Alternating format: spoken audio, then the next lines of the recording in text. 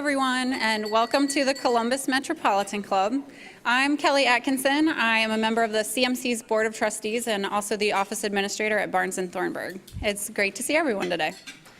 Today, our forum, Netting the Women's Final Four, Cbus Cashes In on Amateur Sports, is sponsored by Porter Wright, Barbara K. Fergus, and American Electric Power.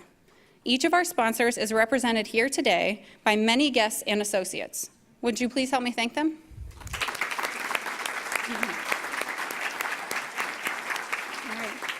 Now I will hand it over to Luke Fedlam, leader of the Sports Law Practice Group at Porter Wright, to introduce today's speakers.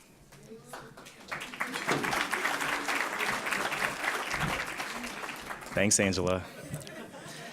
Thank you, Kelly. And Porter Wright is really proud to sponsor and support the Columbus Metropolitan Club in its mission to engage the community in conversation. So thank you for having us. And today, I'm here as a sports fan. All right, so I work in the sports profession, but I'm incredibly excited about all that the Women's Final Four means to the city of Columbus. Aren't you? All right. I mean, we're talking about sports here. We got to get a little excited about this. So amateur athletics, as we know, it's great for the city, it's great for the participants, it's great for the teams that participate, and really for Columbus, all that it means to our community, we couldn't be more excited. So we're going to let this conversation begin so we don't miss out on any bit of it. So first, on the far side of the panel, I'd like to introduce Rhonda Lundeen Bennett, Senior Associate Athletics Director and Senior Women Administrator at the University of Nevada. She's also the chair of the NCAA Division I Women's Basketball Championship Sports Committee. Welcome, Rhonda. On the near side of the panel, we have Diana Sabo, right here. You'll see. Just wait. So Diana is the Senior Associate Athletics Director at The Ohio State University, and she's also on the Executive Committee of the Columbus Local Organizing Committee for the NCAA Women's Final Four. So welcome. Now, with this last panelist introduction, I have to take a little liberty. Excuse the pun. You like that? Saw what I did right there? And so, when I was a kid, I always wanted to be a sports announcer in an arena, right? Just to hear the crowd and all that. So, I'm going to take a moment to relive my childhood in the introduction of our final panelists. So, ladies and gentlemen, she's a former guard at The Ohio State University, where she was Big Ten Player of the Year, a two-time WNBA champion, a WNBA Finals MVP, seven-time WNBA All-Star, and three-time Olympic gold medalist. She's the new head coach of the New York Liberty, number 30 on your playbooks and number 1 in your hearts. Ladies and gentlemen, Katie Smith. Nice job.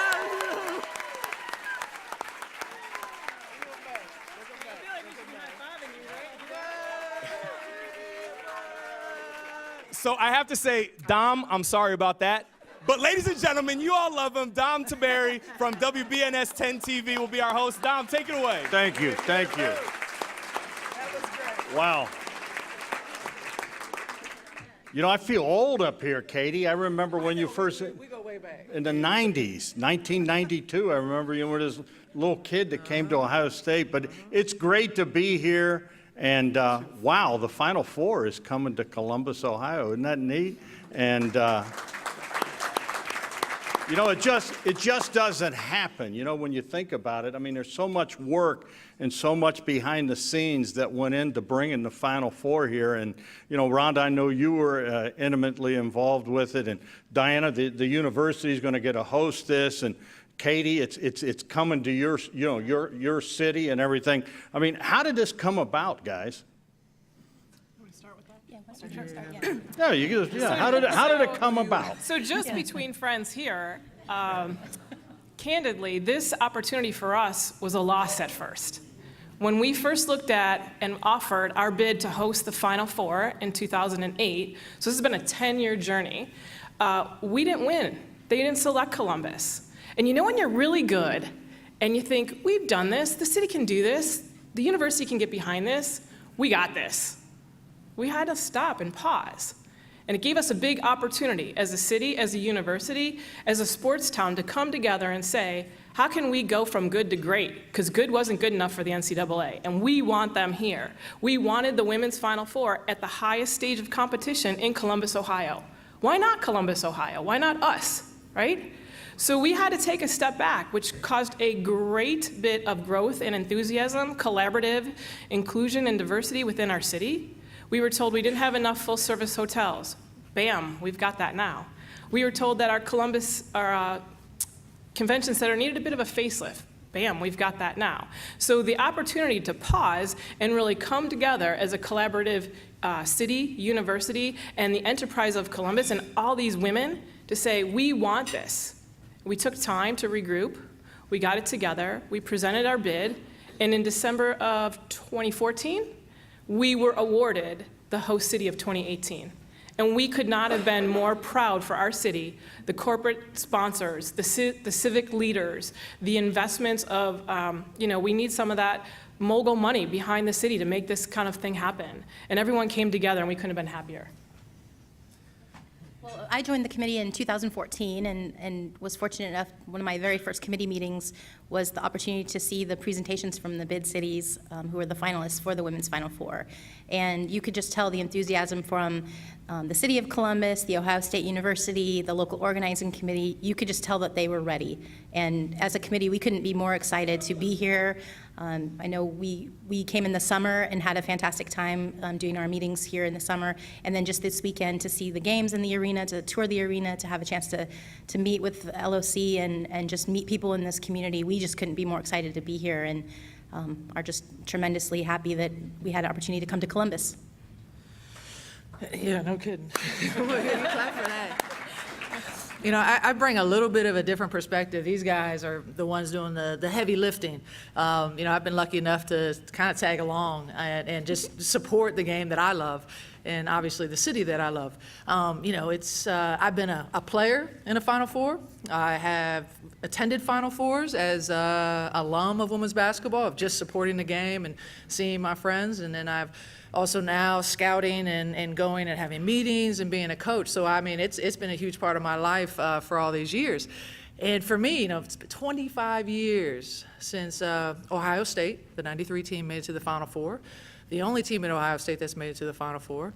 So this is a special opportunity also for a talented group of ladies at Ohio State to make their dreams come true. We have one of the top 10 fan bases for women's basketball in the country right here in Columbus, Ohio at Ohio State. And we also have excellent D2 and D3 programs, but also just in general, we support girls and women's athletics. We have great women leaders, we're very strong in our community, and we're supportive. And that's why the second bid has made it, and that's why we're going to be hosting it here, and all my friends need to come to Columbus, Ohio. Yeah. So I'm very much excited, and I also know that Columbus, when they do host something, we make people feel good. Like, we make them know, like, everybody's going to see somebody on the street that the fans say, hey, good luck, when do you guys play? Like, they're going to know what's happening, so that feeling is something they'll take forever. Dom, what's really interesting? I think that you realize what Columbus brings to you and your families and your communities, but the nation doesn't. It's such a best-kept secret in the Midwest. So not only do we get to highlight and showcase our city on the highest stage, but it will bring in over $25 million of an economic impact to our city. The Women's Final Four over this long weekend, more than just 3 games, will make 14,000 rooms available to its guests and visitors. That's tremendous. We've taken baby steps to get there. We've hosted the men's NCAA volleyball championship. Last December, we got to host the women's volleyball championship, bring their Final Four for women to Columbus, Ohio.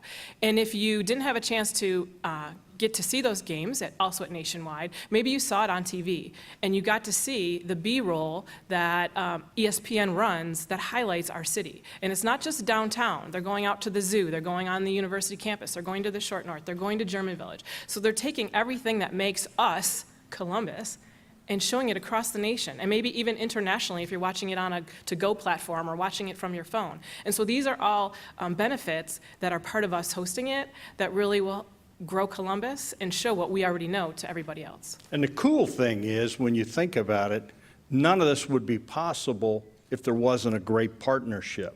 I mean, the university can say, man, we want to have the Final Four here, but you got to have the business community and the sports commission and everybody made this possible, right? I mean, it was the whole group coming together. Well, we heard the importance of sponsorships earlier today, and thank you to anyone who is in the room who was part of making this possible from a philanthropic and a sponsorship level, because without that, we wouldn't be a contender, and we would not be here. You're absolutely right. And Columbus has this collaborative genius. I don't really know another city, I'm a transplant as well, but when you come here, the mayor, the chief of police, the civic leaders, the economical impact of our corporate industries, they all come together, and when they want to get it done, we get it done. And as part of Columbus, we're tremendously fortunate for that. We, as part of the local organizing committee, one of our tasks was for the last 4 years, we had to go and visit every Final Four site and be a part of their business meetings and be a part of their fundraising efforts. And sometimes we're sitting at sites hosting the Final Four and they're not to that financial goal that they have to be at. And they have to hurry up and get there. We're fortunate enough to say we're at that financial goal, and we only have 2,500 tickets left to sell for this event. So thank you, Columbus, and thank you for you in this room, because you're getting it done. And Rhonda, it sounds like you guys were impressed. We were very impressed. One of the things that we talk about, obviously you need to have an arena that can host the Final Four. There's a lot of things that they need from a TV perspective and locker rooms and all those things. But one of the things that we really talk about is the opportunity to leave a legacy on the city that we're in. And we asked the local organizing committee and the host institution to come up with programming that really will leave that legacy on the community. And you look for communities that are already very supportive, that are looking to make an impact on the girls and women in their communities. And I think that's one thing that, I wasn't there in 2008 during the first bid process, but in the second one, you could tell that Columbus was really eager and willing to host this and very excited about the opportunity to continue to grow many of the great things that you're already doing and connect those with the Women's Final Four. Yeah, because, the Final Four is obviously basketball games, right? TV, ESPN's going to cover it. You're on a national stage. But for an athlete, former player, fan of women's basketball, you come and there's the Tourney Town, which they've done, with interactive setting where kids, parents, adults that want to be kids, again, go and play basketball. You meet some of these ladies. You'll meet WNBA players. You'll meet, Olympians. You'll meet them face to face. And for me, I know why I love women's athletics in general and sports is that we're so approachable. You're probably going to bump into somebody on the street that you're like, what? Maya Moore is walking down the street? And you're going to be able to take a picture and they're going to have a conversation with you. And to have those role models or have that spark for somebody, maybe they want to be a player, maybe they want to be an announcer, maybe they want to be whatever. Like Luke, he's got a job. He's definitely got another job. Hey, kudos to the announcer back in the day. Molly Haynes is our announcer for the Women's Final Four. She has been multiple times, and she's right here in Ohio State. So we got people all over. But I just think the stuff that surrounds beyond the baseline, there's a couple programs that they're putting together, Sports Commission, to empower girls, women, and really involve the community. We've had our first event. There'll be multiple leading up to this. So it's just really, really cool, all the things that surround it so that people have a good time. And then when we sell out that place and the energy, those players will forever remember that. We lost in the Final Four. It's still one of my most favorite times. Because the fans, we had a pep rally going to the game.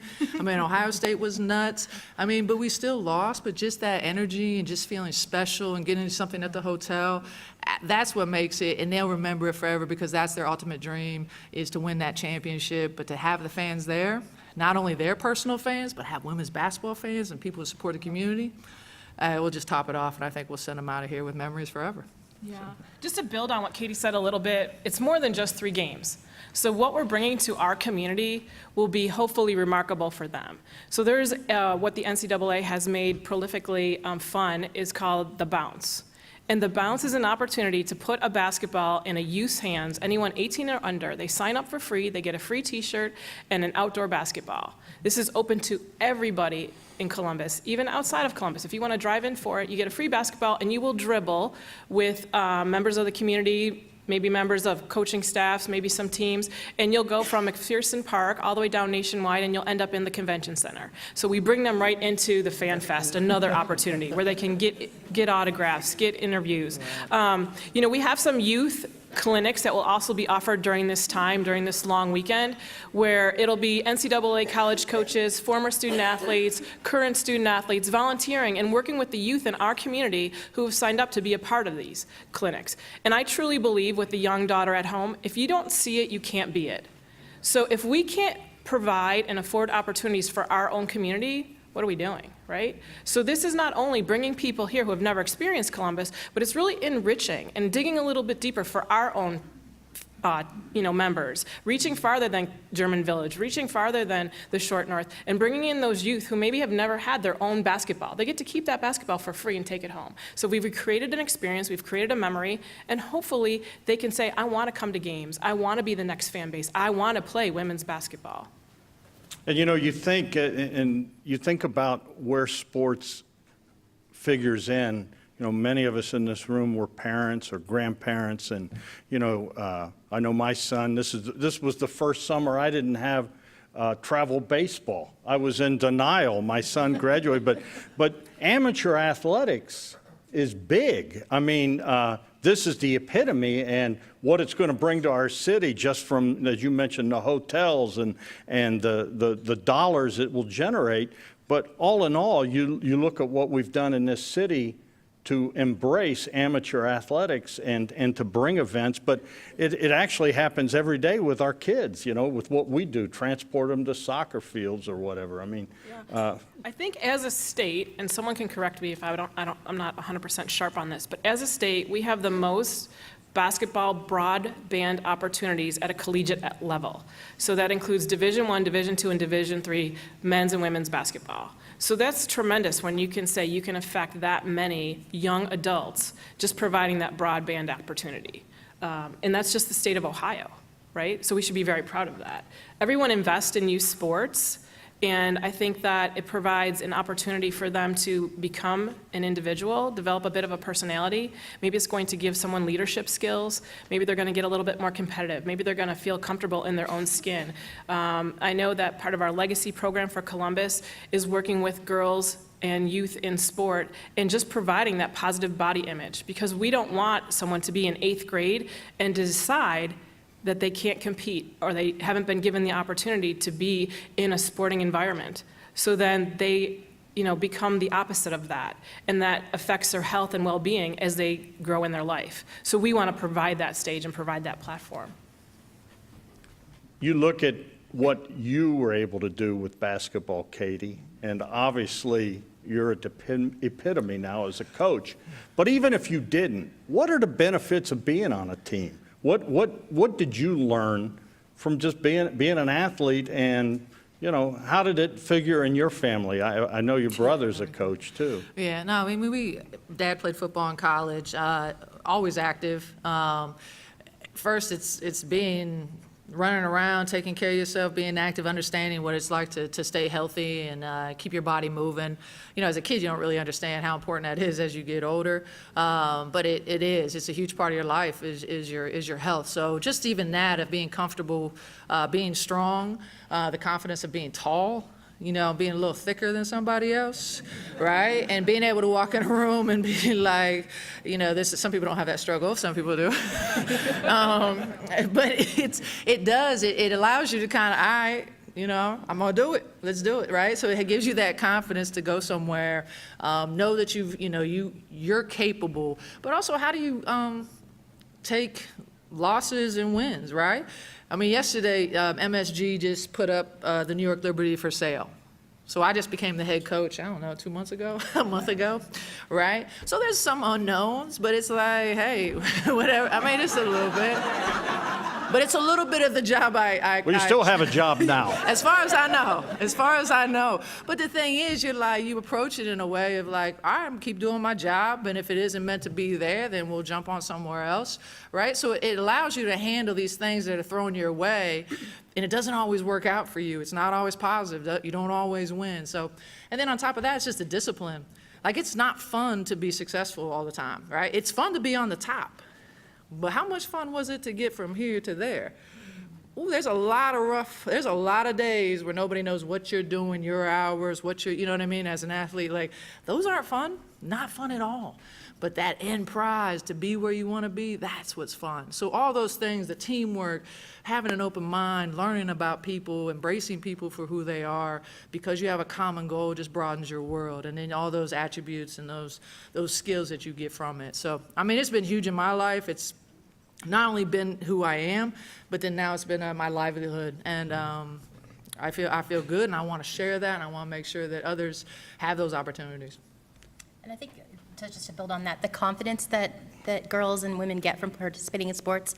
I have a good friend who has a daughter who is really struggling in school, but she's a great soccer player. She's about 8, and we started bringing her to our soccer games and our basketball games. And she said to me a couple months ago that, well, when she goes to college and she plays soccer at University of Nevada, where we happen to be, and her mom almost started crying because she said she'd never even talked about college before. And now she's associated her sports with going to college. And if you see all the percentages of women who are in the C-suite, executives who had played either sports in high school or sports in college, there's just these intangible benefits that you have that I just don't know where else in the, in things that we do that you take away those benefits, the teamwork, the time management, the ability to overcome adversity. I just think sports is a really special thing. And you see that at the Final Four too, because you see, moms and their daughters and high school teams and junior high teams and dads with their sons, and it's just a great melting pot and mix of all those people who see the benefit of college athletics. It really is. And I mean, you think about the lessons you can learn in sports, and then you mentioned the Final Four, and just getting down to it, Diana and Rhonda, why do cities want this? And from your standpoint, I'm be interested to hear what you think too, Diana, on your end. Why do cities want this, and what do you tell them the benefits are, Rhonda? I can start. Well, I think the benefits are just the opportunities to bring your community together. Many of the communities that bid on the Final Four are already places that have local universities or sports commissions that really recognize the benefits that bringing sporting events bring to their communities, and just want to build on this. And I mean, the Women's Final Four is the premier women's athletics event in college sports, and it brings all kinds of things in. It brings in sponsors, it brings in community events. I just think it does leave that lasting legacy on your community, and we're just always happy to see the cities that are able to get those bids and bring all of that energy and enthusiasm and passion to their city and to our event. Sure. So for Columbus, because we are so proud of Columbus, we wanted this here. Because we have such a rich basketball tradition at The Ohio State, and with our Division I, II, and III programs, like all within a 10-minute drive of downtown Columbus, we wanted to bring this opportunity not only for student athletes to excel and be on that highest stage, but to have coaches teach and show the nation what they do at their schools and what they do with their programs to make them so successful.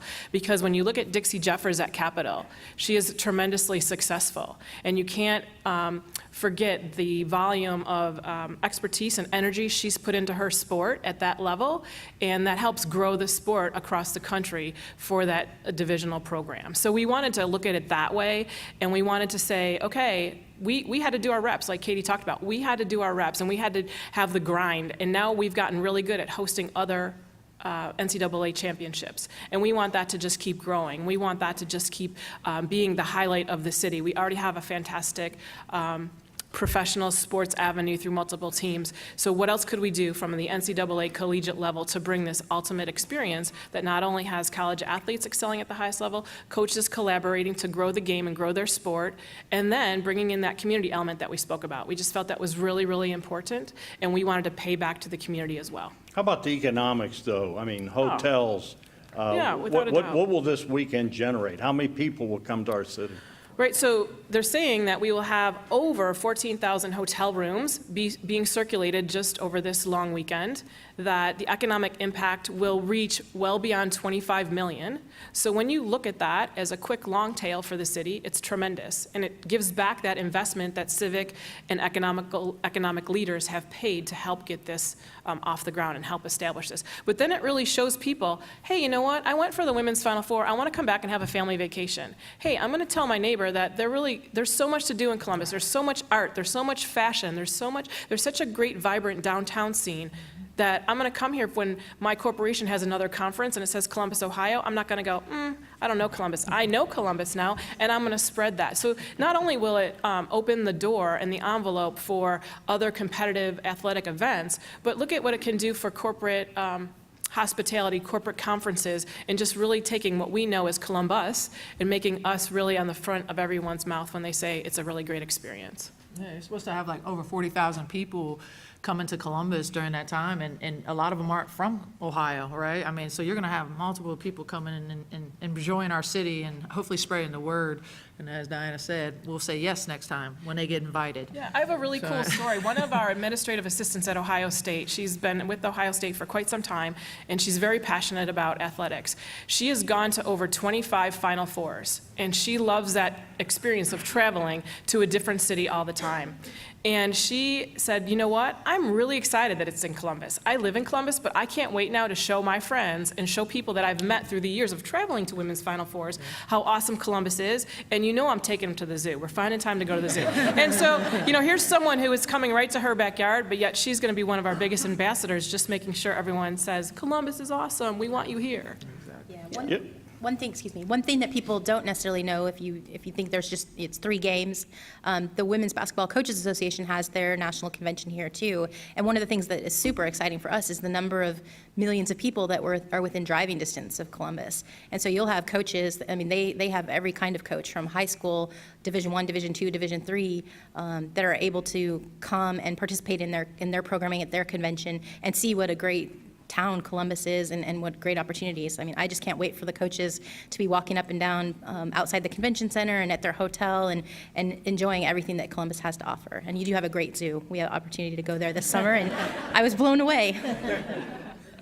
And you know, there's so many great stories when you think about this tournament. I remember a few years ago when Miss Katie, the Buckeyes made it to the Final Four. Now, the fact that it's here in Columbus, and by the way, we have a pretty good basketball team at Ohio State. Let's I mean, it's all kind of karma's coming together, right, Katie? Will you handicap I it? hope so. We're gonna put all the good what vibes. do you Spirit fingers. We're gonna whatever you need. We're gonna what do you try. think? I mean, Ohio State does have a phenomenal team. They have one of the best players in the country. I mean, she's probably top 2, top 3 with Kelsey Mitchell. They also have a great supporting cast. I mean, Stephanie Mavunga and Asia Doss. A lot of seniors, very much upperclassmen. I'm just going to wait and see. It's a long season, but I will be cheering for them, be front and center, even if it's not them. I'll still be there. But I just think for me, being in the WNBA and playing in the WNBA, I just feel like the NCAA and the WNBA the NCAA is getting better. These players are talented, they're big, they're strong, they're skilled, and I think that's because they get to see what they could be and want those opportunities, right? But also the WNBA continues to grow and have magnificent games. Anybody watch the WNBA finals with Minnesota and LA? I mean, phenomenal basketball, like basketball. It's unreal, the crowds. So we also benefit because these players are good. So we really do push each other. And I'm pumped for it because I want our game to continue to be strong so that women and girls can have those opportunities, not only just through high school, but in college and then after, whether they want to coach or whatnot. So I'm pumped for a lot of reasons. The basketball and the city, and I'll be the biggest cheerleader for Columbus, so I'm excited. That would be the perfect script, though, wouldn't it, if that'd be Ohio State unreal. got in? Diana? Well, there's 117 days till the selections for the NCAA championship are announced. So I know other members of our committee, there are 10 of us on the committee, and we have a lot of games to watch between now and then. But like Katie said, where our women's game is at right now, I don't know if anyone watched the NCAA championship game last year, or the semifinal game when UConn lost. We couldn't be more excited about where our women's game is at right now. The parity, the excitement. UConn's win streak is at 1 now, which is very, exciting for us too. There's a lot of intrigue. There's new teams in the top 10. I just think where the women's game is right now is just so exciting, and we have our work cut out for us to find the right 64 teams to get into the NCAA championship, and then they have a lot of work to do once they play all those games and earn the opportunity to get to Columbus. Hey, coming up here in about 5 minutes, now it's tradition at this luncheon that we allow you to ask questions. So if you have a question, you're going to get your opportunity real quick.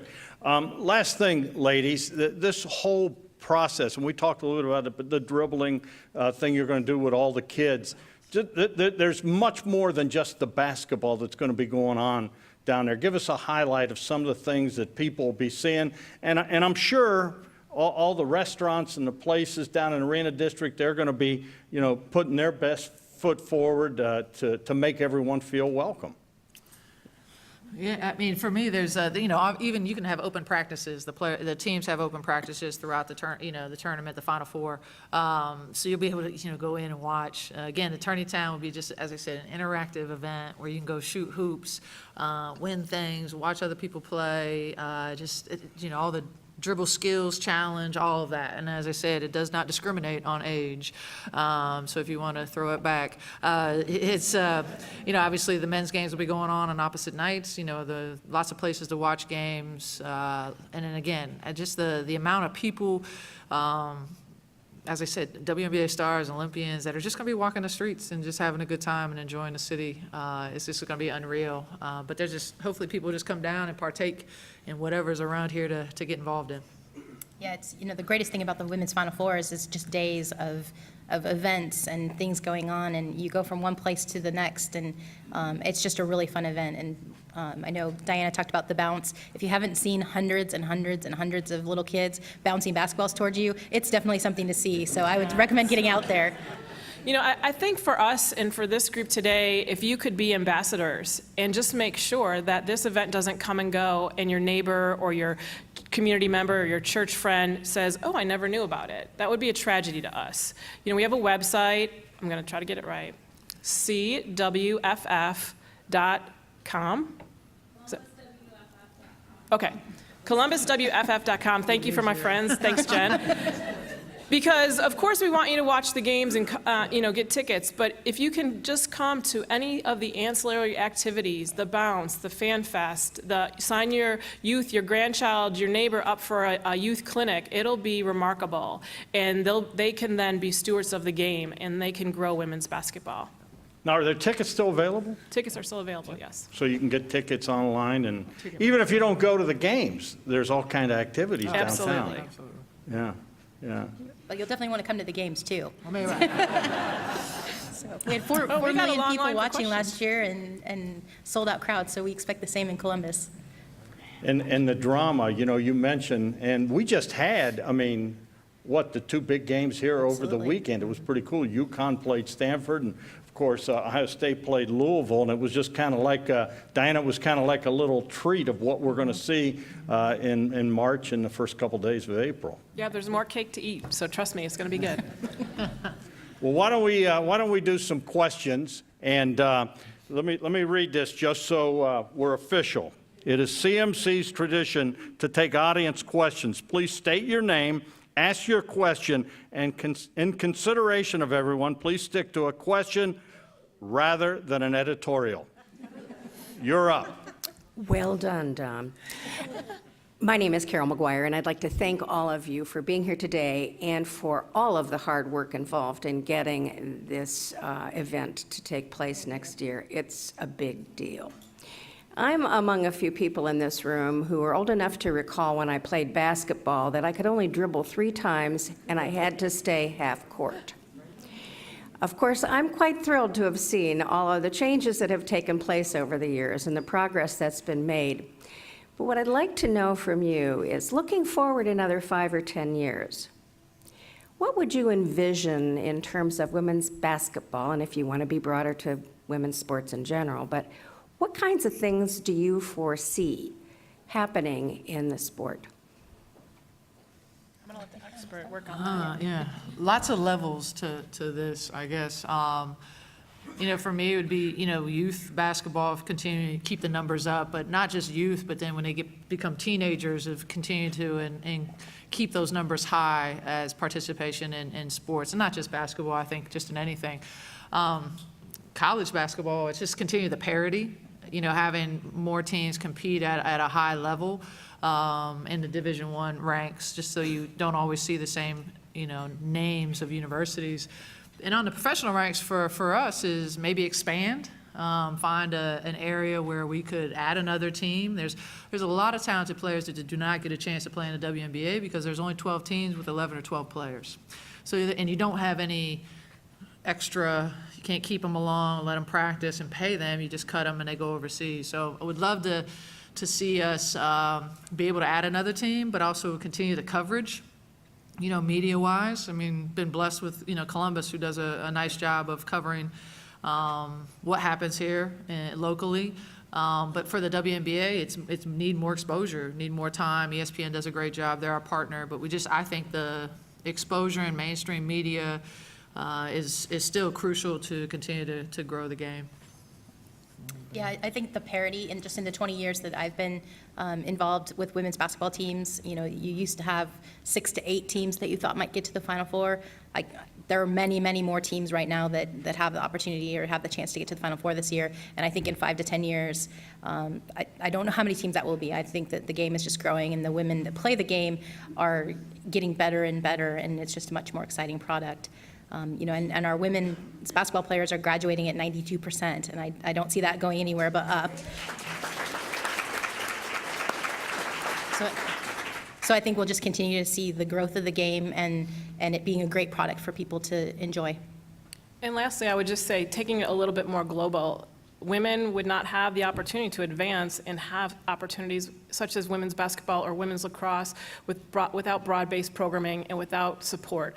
So we have to invest the resources. We have to make sure that civic leaders and communities and college presidents are saying yes to women's athletics and making sure that they have an equal playing field and that their numbers are represented and their resources are represented so that they can keep achieving. Because if we don't have that back in the communities, if we don't provide an avenue like a bounce for someone to get a basketball who's never had a basketball, to all of a sudden keep throwing it up against their garage or their neighbor's, backyard, we're not going to be able to keep growing sports, and we need to make sure that we're not turning a blind eye to such opportunities.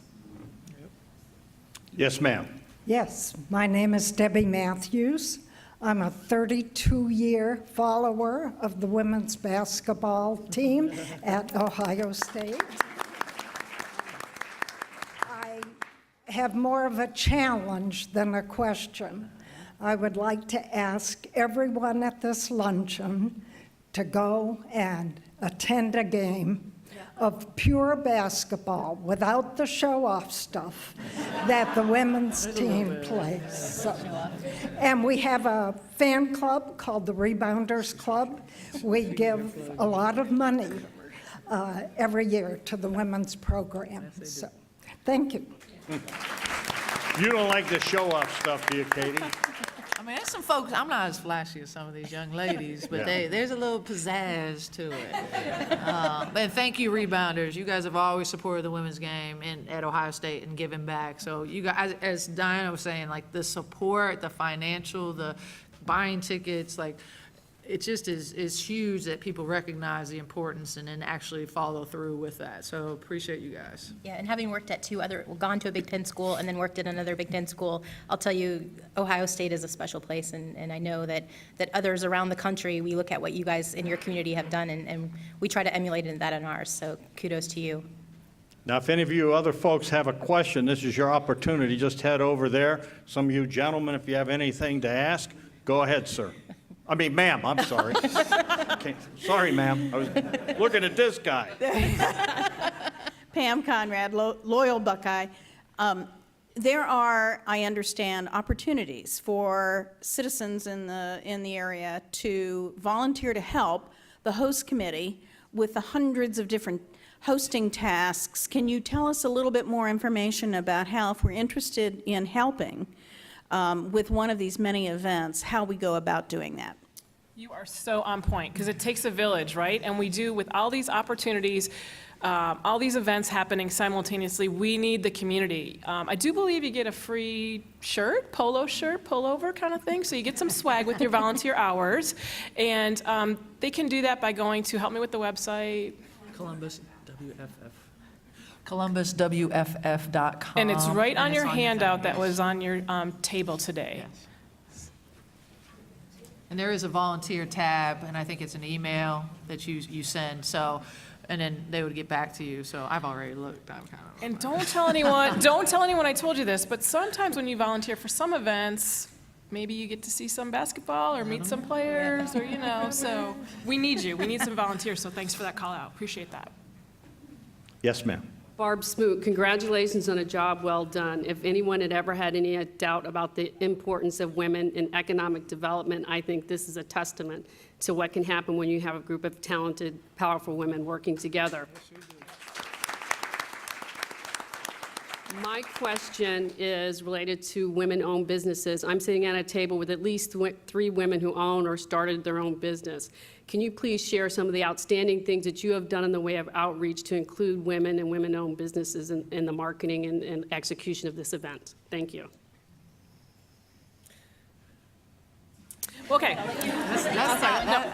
So we have a program along with the NCAA called Beyond the Baseline, where we are reaching out to women and women businesses to pull them in to speak of their successes or how they have had an iconic moment that has maybe been a pivot in their corporation or their business that can lead to change in the community or show the community instances at a higher stage. So this past Sunday, we had former women's basketball players and coaches, Lauren Shank-Miller, who was a member of our women's basketball team and now is a doctor at Riverside.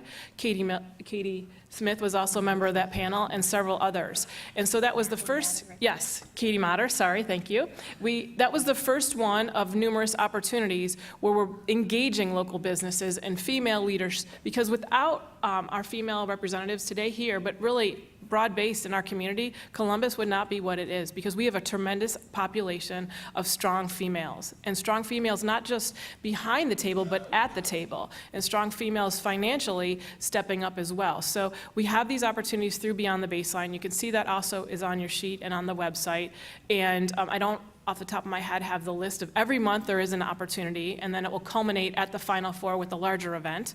But I encourage you to get involved. I encourage your corporation to get involved. I encourage you guys to have contests with volunteers and who can have the most volunteers, because it really will be remarkable, and I think that we can't get it done without you.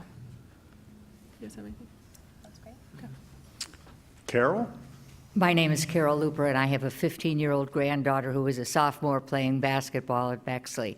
And I'm wondering, talking about outreach, how are you going to reach the schools, the kids, the players? I want her to come home and say, Grandma, come with me, take me. We want to go to this Final Four event. We want to spend the weekend there, but she's got to know about it. How are you reaching out to the schools?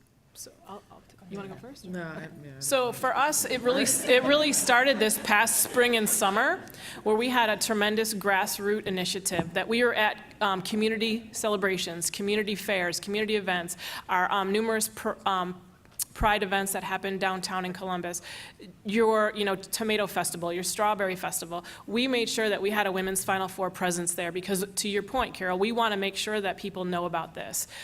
We are having, through Ohio State women's basketball, continued efforts to make sure that schools and communities know about this.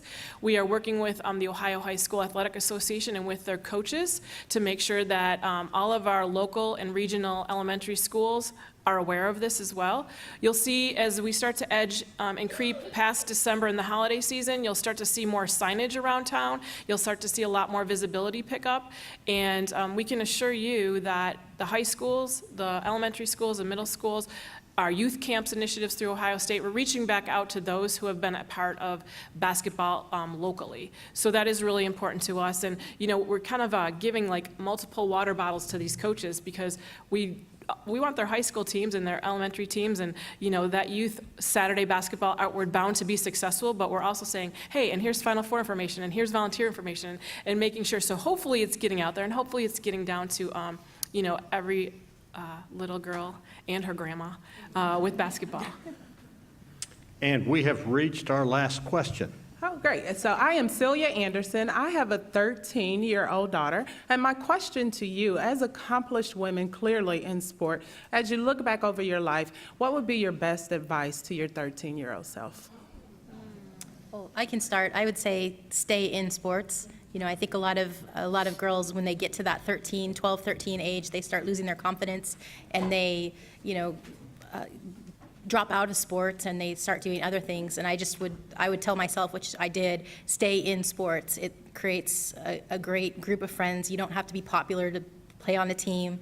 You don't have to be well-dressed or have great hair or great bangs. I grew up in the 80s and 90s. Everyone, teams are definitely a melting pot, and I think that those are some of the great things, so stay in sports. Mine would be somewhat similar, just in the confidence factor of trust your voice. Don't back down, from saying something, asking something, or butting your nose into a group. Even if it's all guys. I think we all most of us will probably work in worlds that are male-dominated, and you have to have the confidence to speak up and trust yourself. The other thing would be, it's somewhat of a quote. It was on a poster that I heard somebody else say. It was bloom where you're planted. So it's wherever you're at, even if it's not a great situation, is be the best you can be in that situation, because you're going to learn things you may want to do, may not want to do, but embrace it, because you don't know who is watching or what skills you're going to develop, because then you'll move on. And then again, do the best job you can, even if it's not a great situation, and then life will kind of find its way from there. Thank you so much for your question, because 13 is critical, right? I would say to be bold, to be deliberate, and don't be sorry. Like, why are we sorry as women? If you turn the ball over, or you make a bad pass, or you're a little bit late for practice, why are you sorry? As long as you're polite and you have best intentions, I think there's just a little bit different psyche that goes on. So I want to encourage young women to be bold.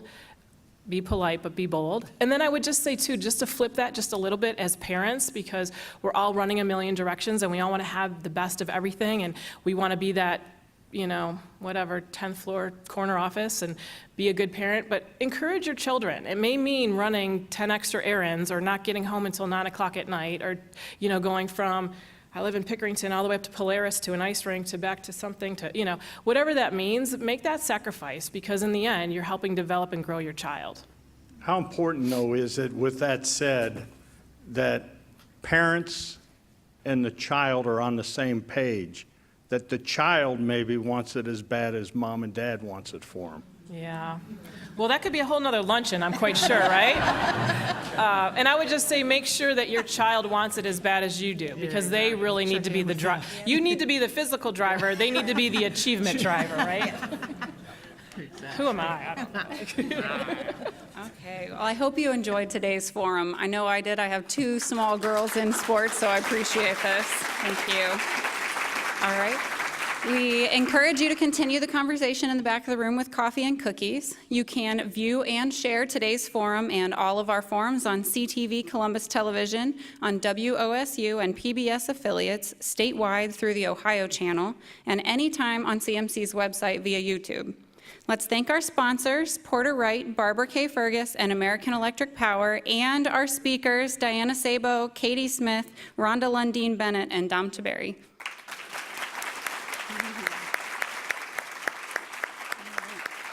And thank you very much to all of you for being here. Don't forget to register for Jingle Mingle before you go on your vacations or trips for the Thanksgiving break, and we look forward to seeing you again in 2 weeks.